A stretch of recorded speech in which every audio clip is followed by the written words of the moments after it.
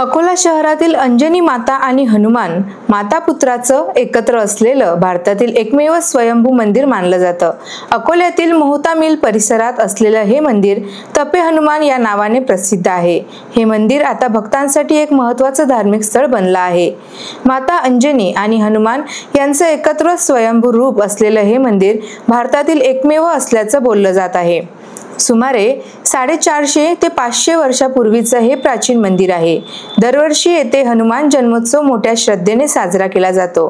या उत्सवात देशभरातून भक्तजन हजेरी लावतात। रामनवमी, हनुमान जयंती आणि इतर प्रमुख धार्मिक सणांदरम्यान येथे मोठी भक्तांची गर्दी पाहायला मिळते। मंदिरात भक्तजन हनुमान स्तोत्र मंत्रपठण करून पूजा अर्चा करतात।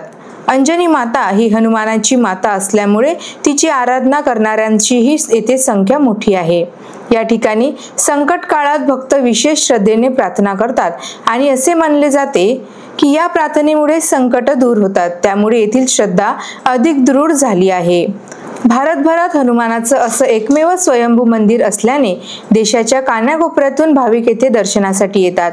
या मंदिराचं आणखी एक विशेष वैशिष्ट्य म्हणजे येथे महिलांनाही प्रवेश दिला जातो, जे काही ठिकाणी अद्यापही मर्यादित आहे। अकोला शहरातील हे मंदिर आता एक महत्त्वाचं धार्मिक केंद्र बनलं असून त्यामुळे शहरातील धार्मिकतेचा आणि भक्तीचा संस्कार अधिक दृढ होत आहे। सरकार दरबारीही या मंदिराला अधिकृत तीर्थक्षेत्राचा दर्जा मिळावा यासाठी प्रयत्न सुरू आहेत।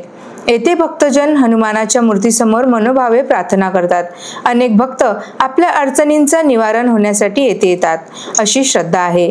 अंजनी माता ही शक्तीचं प्रतीक मानली जाते आणि तिच्या उपासनेमुळे साधकांना सामर्थ्य आणि धैर्य मिळतं असा भाविकांचा विश्वास आहे। Thank you for watching. अशाच महत्त्वपूर्ण बातमी आणि अपडेट्ससाठी अजिंक्य भारत डिजिटलला लाईक करा, शेअर करा आणि सबस्क्राईब करायला विसरू नका।